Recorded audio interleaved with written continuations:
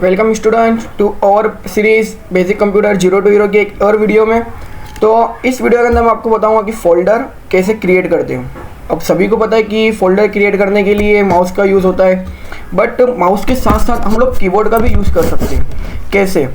तो इस वीडियो में हम लोग देखेंगे कि फ़ोल्डर कैसे क्रिएट करते हैं, कैसे उसको रीनेम करते हैं, कैसे उसे कट कॉपी लगाते हैं, और उसके साथ साथ बहुत सारी शॉर्टकट कीज हम इस वीडियो में सीख लेंगे। तो इस वीडियो के एंड तक बने रहें। तो चलिए अभी हम स्टार्ट करते हैं कि फ़ोल्डर कैसे बनाते हैं। तो हम पीसी की स्क्रीन पे आ जाते हैं। तो चलिए स्टार्ट करते हैं। तो अभी हम यहाँ पे पीसी की स्क्रीन पे आ चुके हैं।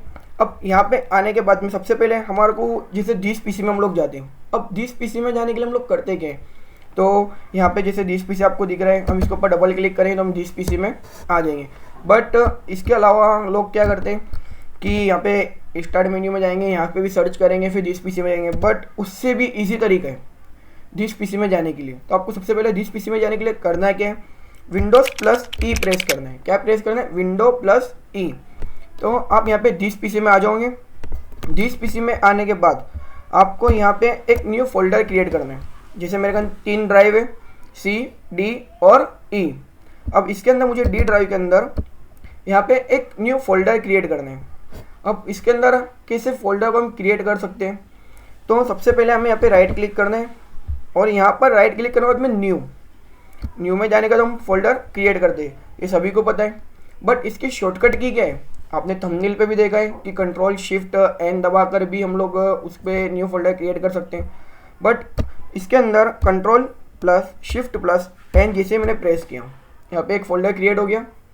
अब इस फोल्डर के अंदर ये जब न्यू फोल्डर दिख रहा है, यहाँ पे ऑलरेडी ये दे रहा है कि हम लोग अभी नाम चेंज कर सकते हैं। अब मैंने यहाँ पे साइड में क्लिक कर दिया, बट अब मैं नाम यहाँ पे चेंज नहीं कर पा रहा हूँ क्योंकि मुझे अपना नाम चेंज करना, अब मैं चेंज नहीं कर पा रहा हूँ। तो हमें करना क्या है, यहाँ पे राइट क्लिक करना है, और राइट क्लिक करने के बाद में यहाँ पे देखिए ऑप्शन आ रहे हैं। क्या क्या आ रहे हैं? कट आ रहे हैं, कॉपी आ रहे हैं, पेस्ट, रीनेम आ रहे हैं और डिलीट आ रहे हैं। ये सारे ऑप्शन आ रहे हैं, और नीचे भी बहुत सारे ऑप्शन आ रहे हैं। ओपन इन न्यू टैब, फिर न्यू विंडो, फिर pin to quick access bar, pin to start, फिर यहाँ पे कॉपी पेस्ट, ये प्रॉपर्टी सब कुछ आ रहे हैं। अब हमें करना क्या है, यहाँ पे रीनेम में जाने, और रीनेम में जाने के बाद मैं ऐसे जो भी नाम डालना, जैसे मैं यहाँ पे डाल देता हूँ डेमो। मैंने यहाँ पे डेमो डाला। अब ये मेरा फोल्डर जो है क्रिएट हो गया। अब इस फोल्डर को मुझे कट कॉपी करना है, तो आप कंट्रोल एक्स से उसको कट कर दोगे, और आपको जहाँ पर भी पेस्ट करना हो तो कंट्रोल वी से आप पेस्ट कर सकते हो। ओके, अब इसी को मुझे यहाँ से कॉपी करना है और दूसरी तरफ रखना है। जैसे कि हम लोग क्या करते हैं कि कोई शादी की डीवीडी होती है या कैसेट होती है, हम उसे पेन ड्राइव में लेते हैं। क्या करते हैं? हम उसे पेन ड्राइव में लेते हैं। तो उसके लिए हम क्या करते हैं, कॉपी करते हैं, फिर उस पेन ड्राइव के फोल्डर में जाते हैं, वापस उसको पेस्ट करते हैं। उसी तरीके से हम इसको फोल्डर को भी कर सकते हैं।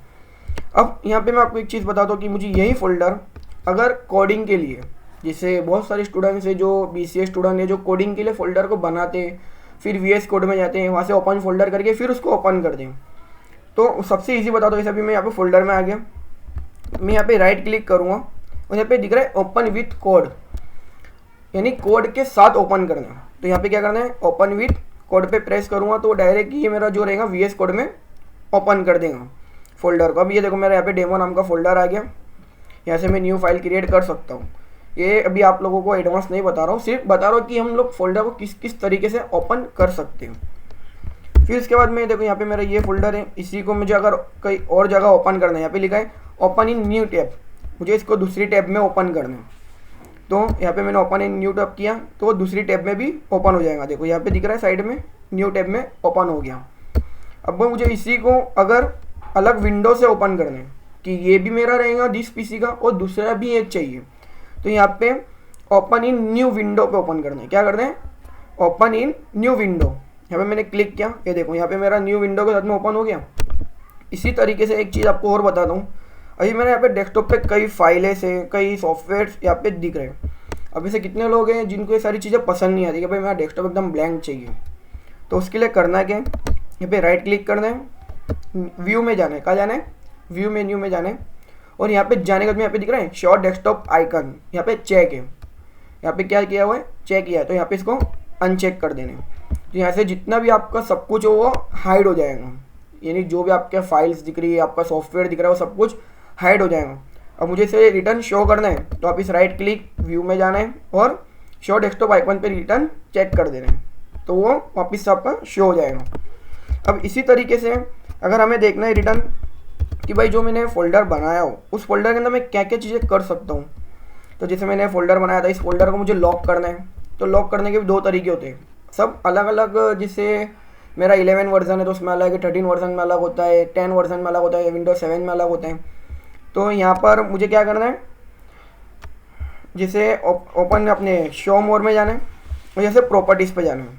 अब इसकी प्रॉपर्टीज़ में आपको एक चीज़ बता दूँ, जैसे प्रॉपर्टीज़ में मैं आया, अब यहाँ पे फाइल का टाइप क्या है, तो ये फोल्डर है, यहाँ पे उसका नेम जो है वो अगर तुम यहाँ से नेम चेंज करना चाहते हो तो कर सकते हो। जैसे मैं यहाँ मेरा नाम लिख देता हूँ नदीम, तो ये भी रीनेम हो गया।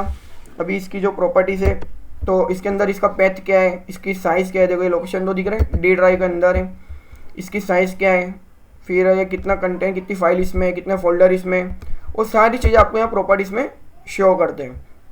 फिर अगर उसको सिक्योर करना है तो आप ऐसे सिक्योर में जाना है, ऐसे एडिट में जाना है, एडिट में आना है, यहाँ पे दिख रहा है एडमिनिस्ट्रेटर, उसमें क्लिक करके आपको यहाँ पे सभी पे चेक कर देना है। सभी पे चेक करना है, ऐसे आपको अप्लाई करना है, ऐसे ओके, और यहाँ से भी दोनों जगह से ओके कर देना। अब ये फोल्डर को आप ओपन नहीं कर पाओगे क्योंकि ये फोल्डर आपका प्रोटेक्ट हो चुका है।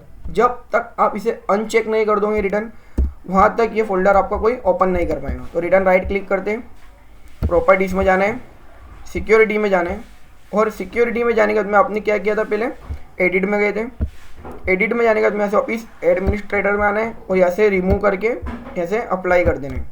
अप्लाई करने के बाद में रिटर्न यहाँ से ओके ओके कर देता हूँ और आप उस फोल्डर को रिटर्न ओपन कर सकते हो। तो आई होप कि आपको ये वीडियो अच्छी लगी हो और आपने इसमें देखा हो कि फोल्डर किस तरीके से हम लोग बना रहे हैं, उसका रीनेम कर रहे हैं, डिलीट कर रहे हैं, कॉपी कर रहे हैं, उसको कट कर रहे हैं, फिर हमने जो उसको किस तरीके से शॉर्टकट की हम लोगों ने फोल्डर को क्रिएट किए, फिर बाहर हम लोगों ने डेस्कटॉप के जो आइकन्स थे उसको किस तरीके से हाइड किए, किस तरीके से वापस शो किए। तो अगर आपको ये वीडियो अच्छी लगी हो तो प्लीज़ लाइक करें, शेयर करें, और अगर आप मेरे चैनल पर नए हो तो सब्सक्राइब जरूर करें। फिर मिलते हैं नेक्स्ट वीडियो में इसी तरीके से। तो अभी के लिए गुड बाय।